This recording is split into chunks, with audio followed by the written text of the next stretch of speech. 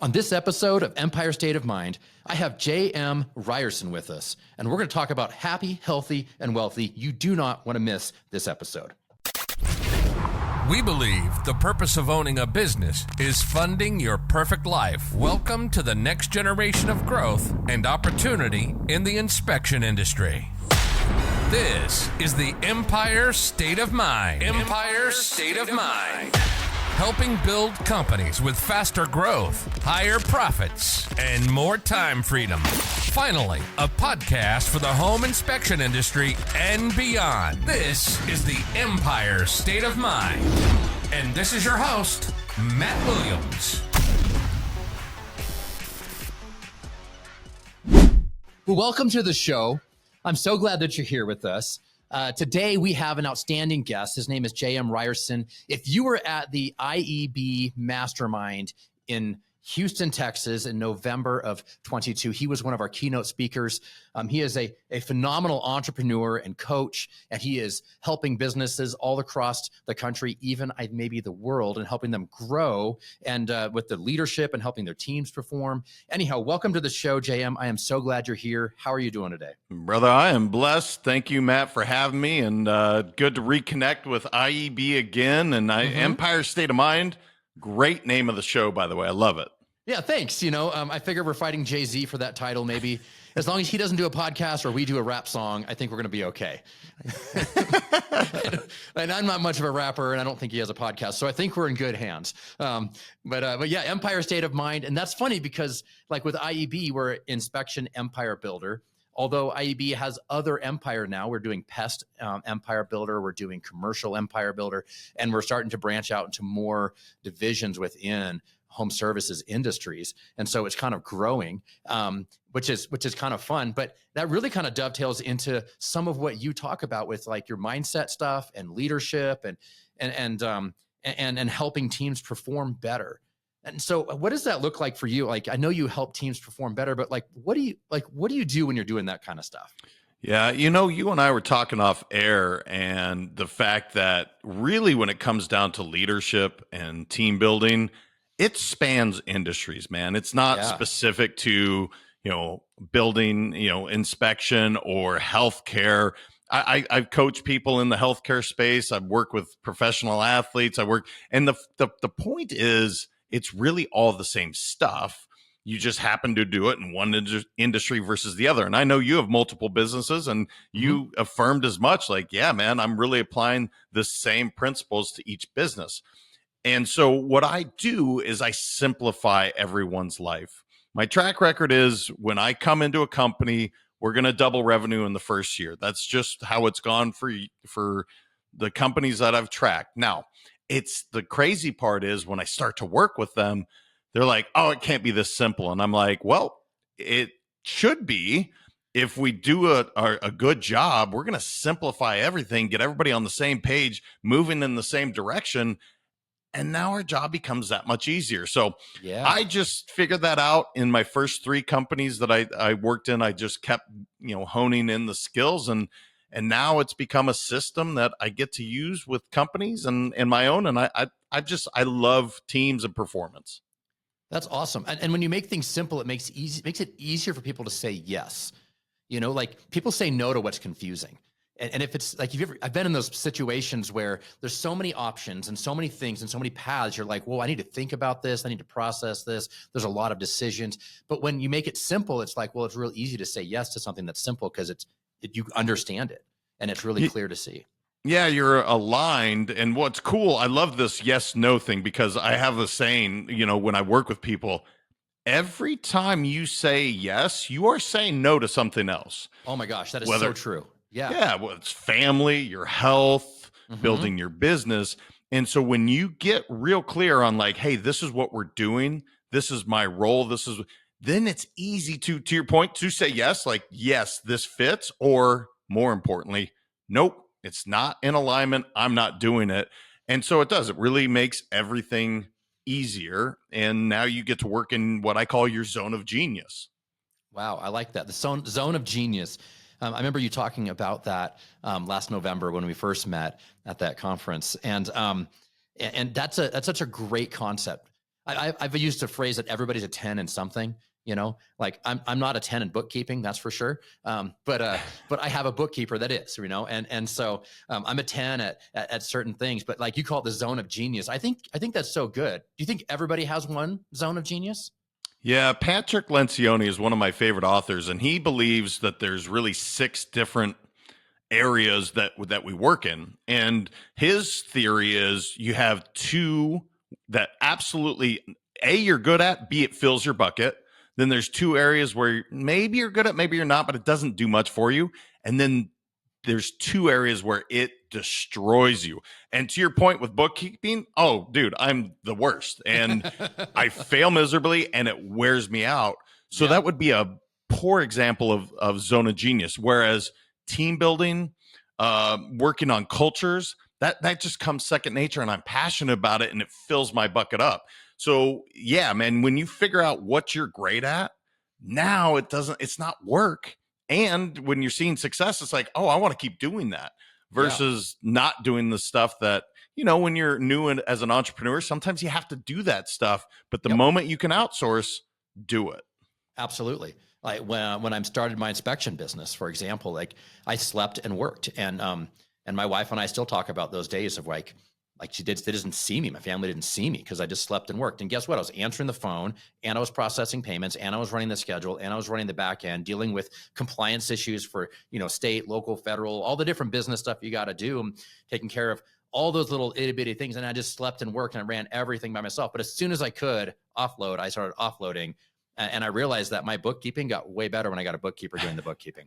And I realized, like, when I had somebody else helping me with HR, and payroll, I got a better company to help me with that. Oh my gosh, my life got so much easier and so much better. And finding those things that are like the drags, because there's something that in the beginning, every entrepreneur has to do that in the very beginning when you're first getting started. You have to do everything, right? You do. And it is fun when you get to help people realize, hey, if you want to control everything, you're limiting your growth. And I've seen it with really successful entrepreneurs where they're like, man, if I do it, the work gets done. Well, here's the problem. You're limiting how much money you can make. Yep. You're limiting how much growth you can have. You're limiting how much time you can have with your family, maybe most importantly. Yeah. And that, as you said, you slept, you worked. The moment you could get out of it, though, it's like, oh, give it to somebody that's better at it. It doesn't wear me down. And now you have, I think, 4 different businesses, which is awesome. Yeah. And I found too that if I'm over controlling, maybe micromanaging, or if I'm too involved in the business, I actually not only limit those things, but I limit the potential of those that are working for me as well.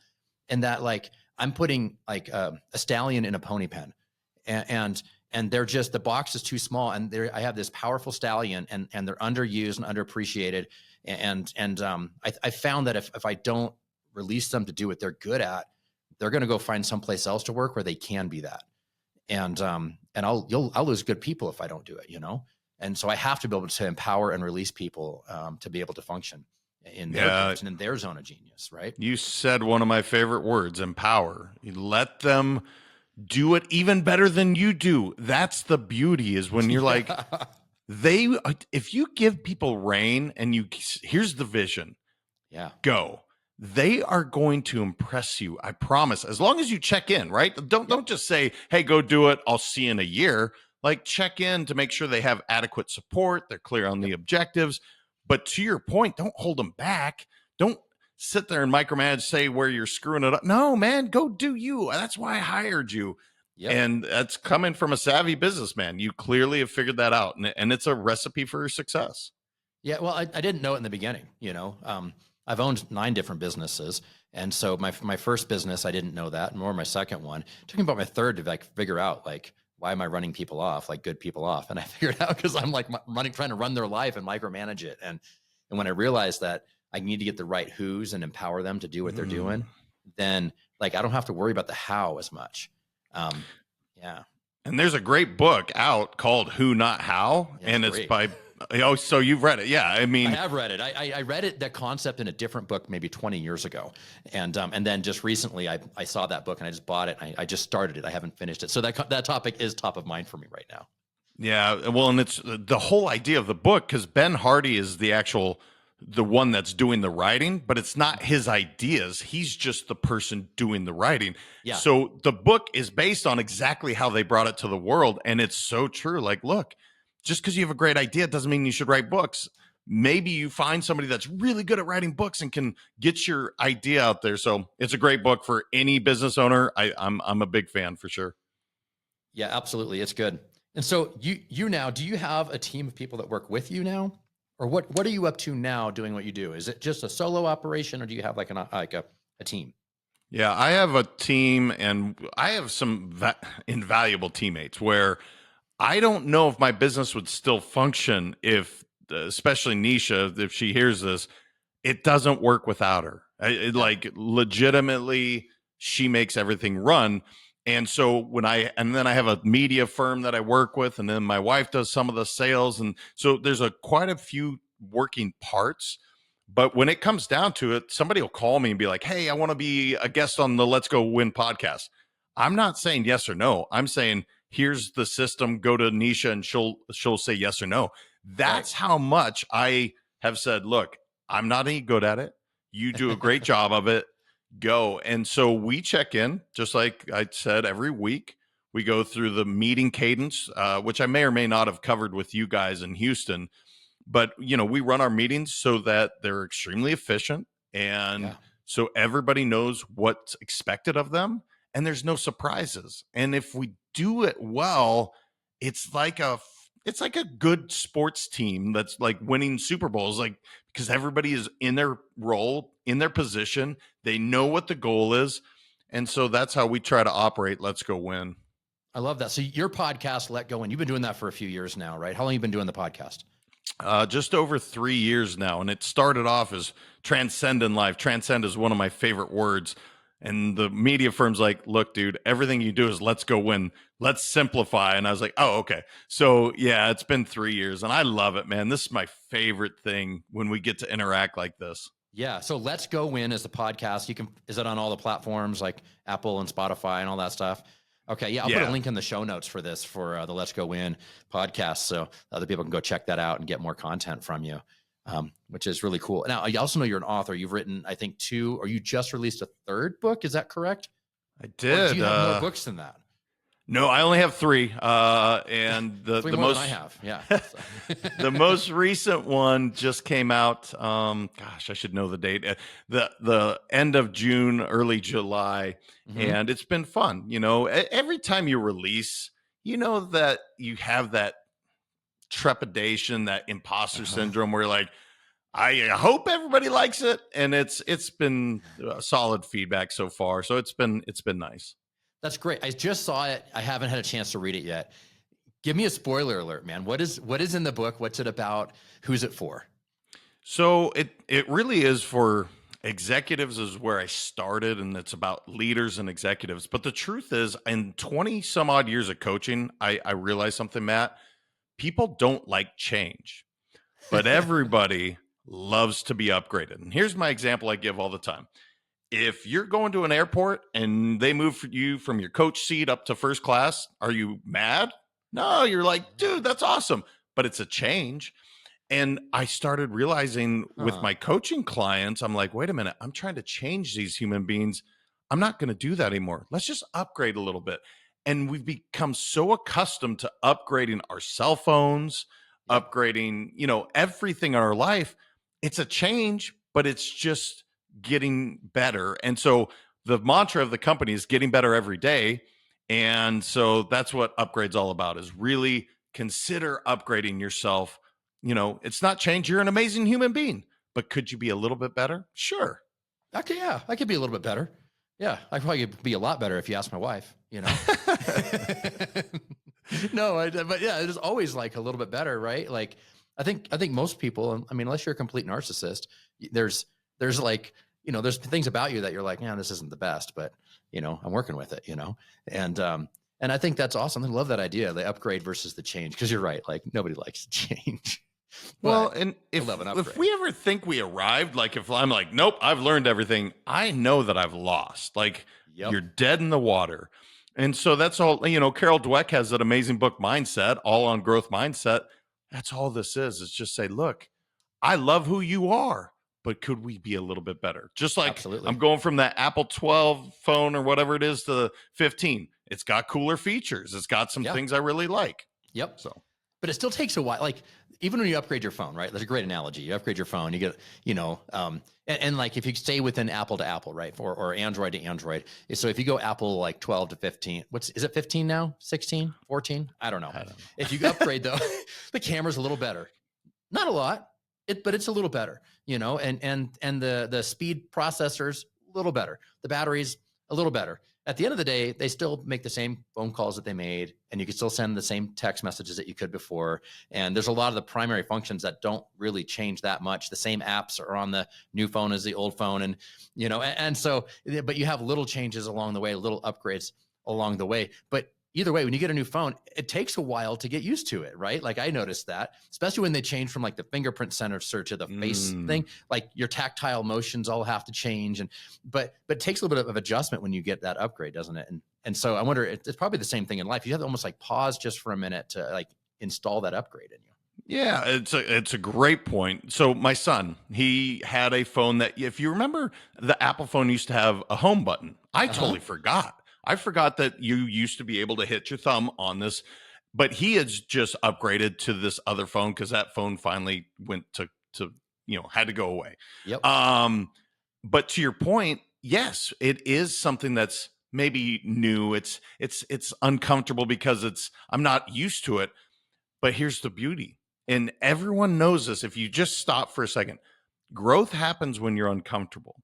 Wow. Now, people don't like change, and it's unknown, and I'm uncomfortable. But if you consider, it's just that upgrade. So if you go back and you're like, oh yeah, the home button, I don't have anymore. It was weird for a second, but now my life is easier because it's one less thing I have to do. That's exactly how we are as human beings. Wow. So what are some of the upgrades that maybe you've implemented in your own life over the last few years? Well, I am a huge fan of biohacking. You and I were talking off air, and I literally have recently gone to the carnivore diet. And when you first say that, there's feelings people have. Some people are like, I'm vegan and how dare you kill animals? I'm like, look, man, I love animals too. It's more of a decision for my body. And so that's one of the upgrades I'm always working on is biohacking. I'm passionate about it because human performance, being our best, feeling our best, looking our best. I mean, that's something I'm passionate about. So that's something, but I guess more business centered, I certainly have been more clear on who I surround myself with. And I have a basic philosophy. People either lift you up or they bring you down. I don't think there's any middle ground. I don't think there's somebody sitting on the shelf that's like, nope, I'm not lifting you up or bringing you down. It's one or the other. That has been the biggest business shift where I'm like, look, I'm surrounding myself with people that inspire me, that support what I'm doing, are going to push me. That wasn't always the case. As you mentioned with your first couple companies, that's about company 1.5. I wasn't clear on that. And once I did, oh my gosh, growth just became this simple thing. So that's probably the biggest one. I love that. So there's two things you mentioned. First, that I want to go back to the carnivore diet because from what I understand, like you just eat meat and nothing else. Is that correct? Yeah, man. It's when you first say it aloud, you're like, oh yeah, I love steak. Cool. Yeah, well, but how old does that get? Well, like, that's the thing, too, right? Like once a week or every few days or something like, yeah, but like breakfast, you have steak for breakfast? So I intermittent fast. So I only do 2 meals a day. Like today, right now it's 1:00. I'll probably eat at 2 or so. And then you have a feeding window 2 to like 6 or 7, but I'll only really do 2 meals. Now, here's why I'm doing it. I feel so much better, brother. When I eat, I don't get lethargic. I don't get bloated as I was having with some of the other, like more of a plant-based diet. I would get so bloated and be uncomfortable, and then I'd hit this crash. I'm not having any of that. This is like, I get cooked with ghee butter because I'm lactose intolerant, but ghee butter, I love it. And so it is a radical shift, but the way I feel is incredible. I have How long have you been doing it? It hasn't been that long, man. It's literally been, I'm in the hard stage. They say like the first few weeks is the hardest because you have zero carbs in your so like, Wow. it's a crazy thing because you're not as satiated, your stomach.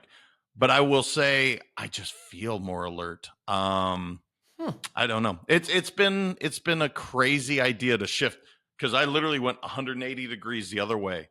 I didn't have red meat for almost 5, 6, 7 years because of my Whoa. stomach. I've brought it back in, and now it's like a staple. Yeah. So you mentioned like you said vegan, right? And then so like you gluten free as well. A lot of times that goes together. So were you were doing all that, no meat at all, and then you went straight 100% meat. So That sounds like a shocking shift, like a major change. I mean, major upgrade. My wife thought I was crazy when I told her. She's like, "What are you talking about? You haven't had red meat hardly, I've slowly introduced it the past year." But yeah, to make that shift to go from like really plant-based to now this carnivore style. And I'm curious, brother, what this is going to look like, but the amount of people I've talked to and the research I've done, they're showing like heart disease going away and losing a bunch of weight and just performing better. And for me, I want to live as long as I can, and I want to perform at the highest level. So when I'm 80, I'm hoping I'm still out there playing pickleball and being able to play with my grandkids. I wasn't feeling that way on this other diet. So I guess the point is, it's not that I'm like, oh, carnivore is the only way to go, or, vegan is the way to go. I think it's whatever's best for your body and makes sense for you. And carnivore, just of all the diets I've ever done, this one feels so freaking good. It's amazing. Wow. That's cool. I might try it. I've been tempted to try it. So you may have inspired me to maybe try the carnivore diet. I'll keep you posted. But the second thing I want to bring up is that the idea of the up and down, right? Like when I was a kid, I remember my dad would say things like, well, show me your friends and I'll show you your future, and I've modified it. I actually tell my kids all the time that your friends are like an elevator. They're going to take you up or they're going to take you down, but they're not going to leave you the same.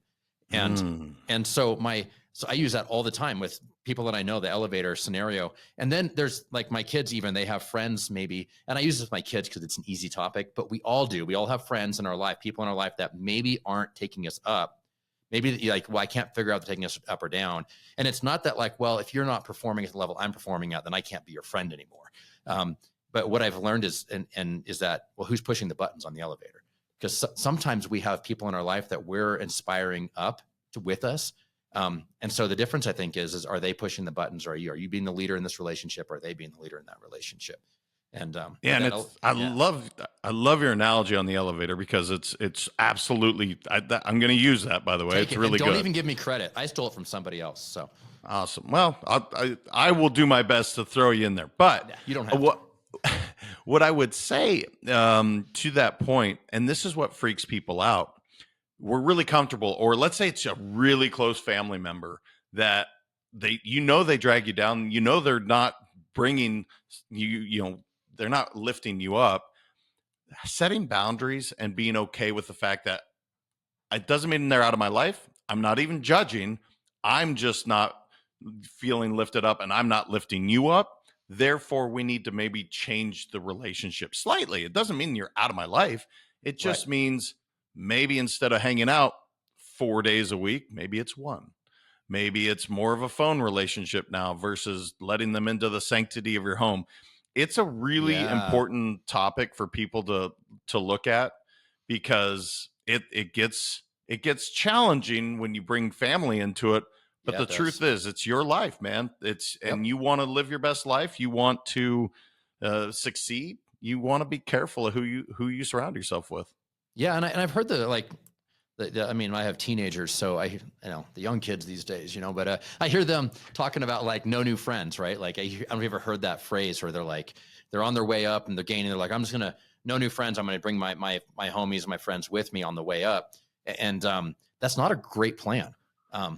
Terrible idea. Terrible idea. Yeah, go ask Michael Vick, right? The quarterback. He brought his friends from when he was in the hood, and he started making it, and he brought those friends with him, and they kept doing illegal activities under his watch. And they did the dog fighting thing, and Michael Vick ended up going to jail because of what his friends were doing on his property with his money and everything. And like, you know, your friends will drag you down. Absolutely. And it's not that he can't be friends with those people, or you can't be friends with people who are there, but you're right. You got to limit that exposure, and you got to put the boundaries in place and be like, I'm not going to be inspired by these people, right? Like, you got to be able to say, I'm going to find people around me that are going to inspire me and lift me up.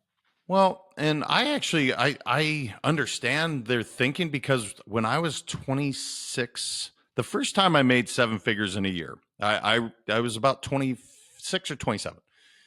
So on the outside looking in, financially cool, business is crushing it. But I remember saying, I don't need any more friends. I remember personally saying that. Wow. Do you know how insane that is? How big our world is? How many amazing people are out there? To ever limit yourself and to why do that? But I remember, Matt, I said that, and it's crazy to say it aloud now, but people get comfortable. And again, you're not growing when you're comfortable. So just remember, keep open. I love that. Yeah. This past year, I've made 2 incredible friends that are steps ahead of me in life and in business. And they have had so much influence. They've revolutionized my life, both in business and personally, financially and relationally, in ways that I can't even communicate all the changes that they've had on me, and the impact. But if I had been like no new friends, I would have not taken the time to allow those people into my life. And I'm better before it, which means my family's gonna be better for it. My wife and my kids will be better for it. And you've got to be able to allow new people in your life, and you got to make sure you're looking for those people that are ahead of you too, man. I think that's such a huge, powerful point. No, I agree with you. Shoot, there's 8 billion people. To think that you've met the perfect group, like, come on. Right. So, yeah. Oh, 100% agree. 100% agree, man. So I know you moved across the country, and you were a West Coast kid, and now you are in the Florida area. What was that upgrade like, moving across the country like that? Was that a big change? How did you adapt to that? Yeah. So my wife grew up in Northern California, and that's where we were for almost 20 years, outside of being in Portland for about a year and a half. But it was a huge shift. And my wife and my kids, I was the devil for the first year, Matt. Like, they were not happy about this move. Yeah. They had just left their friends, my wife, and our dream home. She had literally done everything to it. And I mean, it's a cool home. There's no doubt. But for what I was doing, I knew I was going to sell out of one of the companies. The state of California is listening. That's not solely why I left, but I wasn't going to pay the state of California. There's no way that was happening. Right. And then our older son plays very competitive tennis. And it was a huge shift. I mean, we're going from, again, one coast to the other side. Everything my wife had lived in California her whole life. So yeah, the upgrade took some time to be like, I can see why we did this. Wow. But it's been such a great move, man. To your point, surrounded by people that have absolutely inspired me, connections that I may or may not have had. And I think that's the cool part, is when you go explore somewhere, if you're open to it, there's so much to garner. Now, I'm a kid from Montana. I'm used to mountains. There's no mountains in Florida. The closest thing is like the landfill. That's not a pretty mountain either. Yeah. No, it's not. Yeah. But there's just no elevation change. So I could focus on that. I could tell you how flat it is, or like you did, you're like, oh, bro, you got the beaches and you have palm trees, man, the beaches, right? The and there's so much, right? Ron DeSantis. No. Look, I'm a fan of him. I know he's polarizing, but I like what he does. Absolutely, yeah. It seems like, I'm not trying to go political. I'm just trying to be funny. But yeah, you got Ron DeSantis too, right? So yeah, but I think that's interesting. So when you have to lead upgrade, in an environment, whether you're at the office in the executive suite, or if you're in your family, like how do you navigate really hard, challenging upgrades where maybe the people around you don't necessarily see it, but you do as the leader to see, I know we need to make this change. It's going to be hard for everybody. How do you approach that? Yeah, it's a great question. As a leader, I believe in radical transparency. Now, that's not mine. Ray Dalio has really coined that term, but it's something I absolutely subscribe to. So I'm not going to sugarcoat it. I'm not going to say, like we're trying to bring something in and like sweep it under the rug. Like, no, man, here's what we're doing and why. People don't like the unknown. That's when they get uncomfortable. Like, I don't know where you're going. Therefore, this is new. Therefore, I'm going to push back. Yep. But if you get buy-in on why this upgrade, how it's going to personally benefit the executive team, the company, whoever you're working with, when you can get their buy-in in that terms, because everybody is to a degree self-serving. How is this going to make my life better, Matt? Is it going to improve it? Yes, and here's how. Then people can buy in. So that's really where I go is I'm going to be brutally honest about it. And here's why we're doing it. I'm not telling you it's going to overnight be like, yes, let's upgrade. No, people resist that because they're thinking of change. But if you can get them to see the benefits, how their life will be better, when you can paint that picture, that's when people say, I'll get behind you all day long. So I've read these stats before. I don't remember the numbers off the top of my head, but I know that when you're trying to lead through change with a group of people, there are some that are like early adopters and they're just like, yeah, let's go. And then there's some that are kind of in the middle of the road. And then there's like I don't want to say the never adopters, but there's some people that are just like, you can't get them all. So at what point is the tipping point of like, I'm casting vision, I'm selling this change. And then where's the tipping point that you say, okay, now it's time to start stepping out and acting on this change? Where's that line? Where do you do that? Yeah, it's a great question. And you're right. They show this in the tech world, the early adopters, then you have the people that just kind of integrate. The folks that don't come along, at some point, they will just be left behind, or they're just not going to be a part of your culture. Now, that seems really like, gosh, that's so black and white. No, look, if everyone has committed to this and you see the purpose for the company, let's say, if you're not going to adopt it, you won't be a part of the team. Now, you asked when. That's a great question. And it's really a feel thing. I'm a big fan of timelines. Like, we're implementing by this time. That doesn't mean it's got to be perfect, but we're going to work on it for 30 days, 60 days, 90 days. Go back to, I told you, there's not a company in the world I don't believe the system I implement will double revenue in the first year. That doesn't mean the first 90 days are like rainbows and sunshine and unicorns flying around. No, man, it's like, I'm not a popular guy in many of these scenarios when I walk through, because you're totally disrupting everything. But when you start to see some wins, and we talk a lot about momentum, when you start to see wins by moving, celebrate those wins, then people are like, oh, okay, I can see the validity here. So it's usually about 90 days is what I've found in business settings, where it's like, okay, I got over the shock. I was able to test it out a little bit. I'm seeing the benefit. I'm all in. Yeah, it's the people that are like the iPhone, people used to wait out in line for the launch date, back in the day.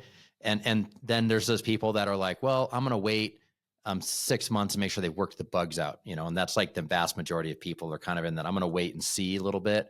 And then you have those random people that even to this day, they're rocking an iPhone 5, even though there's like an iPhone, whatever, 14 out, and they're like, no, it works just fine. I'm not going to upgrade. You can't make me change. And then eventually it just obsoletes out to where their little iPhone 5 doesn't work anymore at all.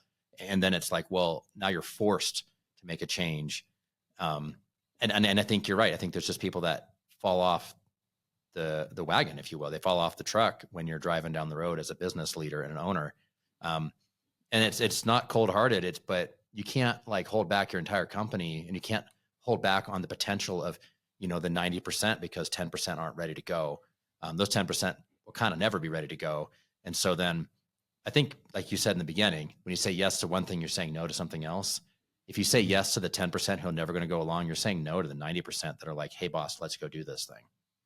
Well, and it's actually the worst thing you can do as a leader. Your job is to serve the majority. Your job is to make sure that your company is in the best space possible, not for the outliers, not for the people that are just going to say no matter what. So this is a fun, I mean, I could go on for days on this particular subject, because it's so prevalent in our world. Now, I will say people, I think, are adapting faster because our world is it moves so quickly now. But you do have some of the dinosaurs. I mean, again, Netflix blockbusters, the easiest example. Netflix continues to adapt and change even after they found their way into this space, and Blockbuster doesn't exist anymore. That's the easiest example I give business leaders. Like, dude, you don't want to be Blockbuster. They were the king of the hill. Yep. And they chose not to shift the market. They weren't going to do it. And Netflix went way by them. And now Blockbuster doesn't exist. Right. Blockbuster's like, no, people want the experience of browsing the titles and holding the cases and reading the backs before they buy it. They want to come, and they had this idea in their head that this is what people wanted, and they romanticized where their current reality as like the apex. And they just didn't actually listen to everybody and like make the shift. They had an opportunity to shift because they had the market majority. It's the same thing like with Walmart and Amazon, right? Like Walmart had to make a huge shift to be able to handle, oh man, we got this online competitor. So now you go to Walmart, you can order stuff and it can show up in 2 days, and you can actually order it and have it, at your store. And, they made the big shift. And if they hadn't made that shift, they would have gotten left behind. Yeah, it is true. I mean, you just have to have a growth mindset. Literally, I'm telling you, if you look on my bathroom mirror, it's at the very top. Have a growth mindset always, because if you get fixed on something, you will get left behind. It's just the way the world works. So yeah, it really is. Do you see anything in the world right now that you see people like balking at that maybe they need to be embracing? Like I don't know, like don't be the Blockbuster.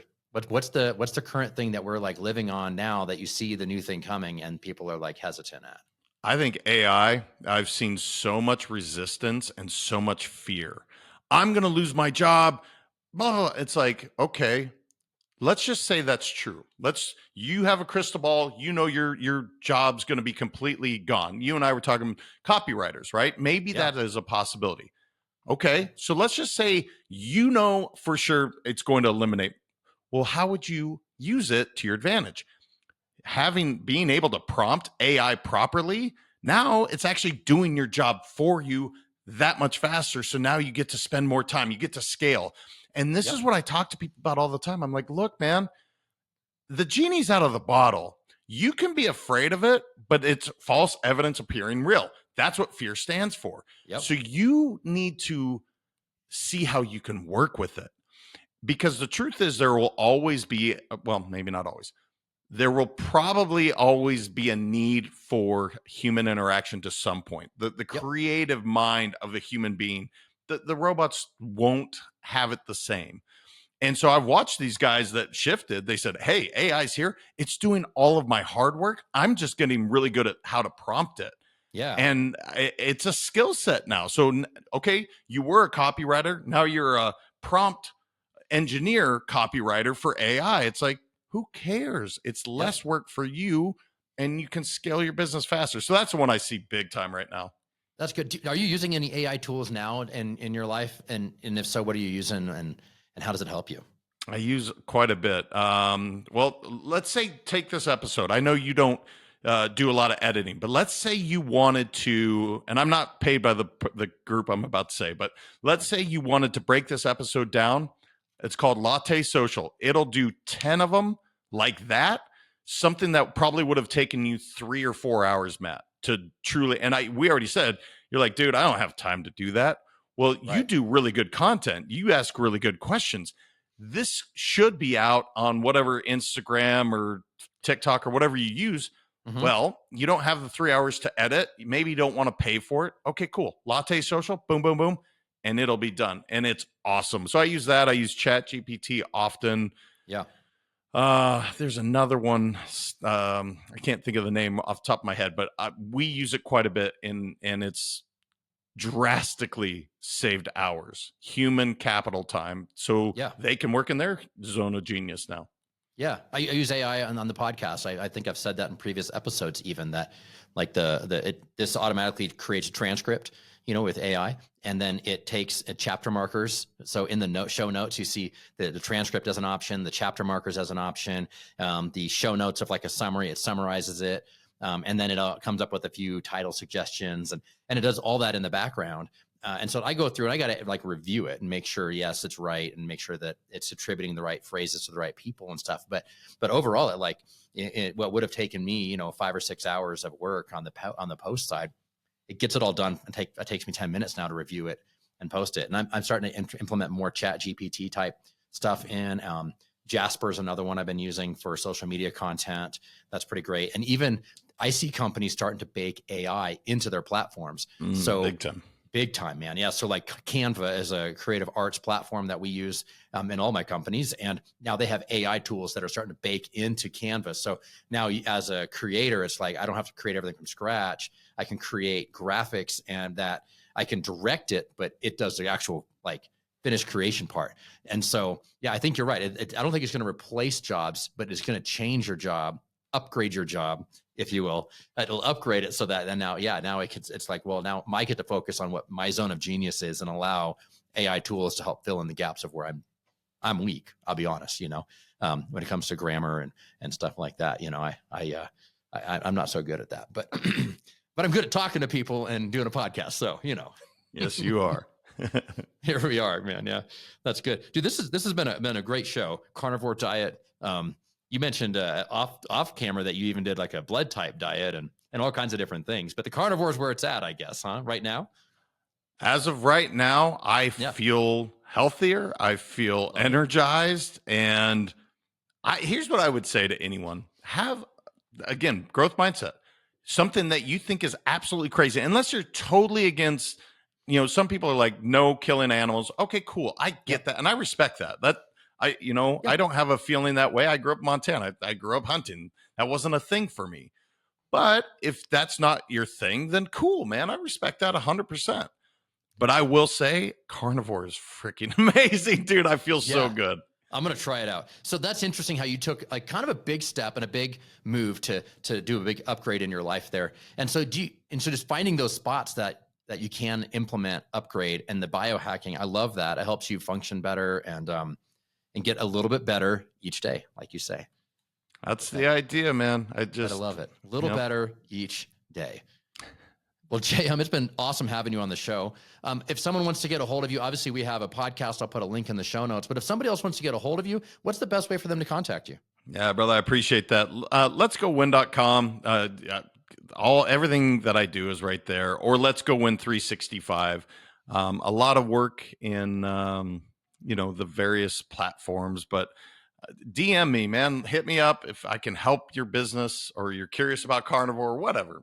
I love to interact with people. So I appreciate you having me, Matt. You do a great job. This was a lot of fun. No, I'm glad to have you on the show. So Let's Go Win is that their tag on all your socials as well? Like for Instagram and TikTok and all the different things? Let's Go Win 365 was the social the handle, I guess, for Instagram. Yeah, Let's Go Win 365. Send a DM, and somebody will get you back. Maybe even you. Or what was the other gal's name? You said you couldn't run your life. Nisha. She might. She's pretty quick, but yeah. That's awesome, man. Well, man, J.M., it's so good having you on the show, and for those that are listening, I hope you reach out to J.M. with any questions that you have. Go get his books. His books are phenomenal. I've read a couple of them. I haven't read the third one yet, but outstanding books. And so thank you so much for being on the show. I can't wait to have you on maybe sometime in the future. Thank you, brother. You've been listening to Empire State of Mind for the home inspection industry and beyond. Our passion is to elevate the home inspection industry with mindset, strategy, and tools. We hope you've enjoyed the show. Make sure to like, rate, and review. For more, follow on Instagram at IEB Coaching. And don't forget to hit the website at www.iebcoaching.com. Learn about IEB at no cost and have all your questions answered on our open call once a month on the third week of the month. We hope to see you there, and we'll see you next time on the Empire State of Mind.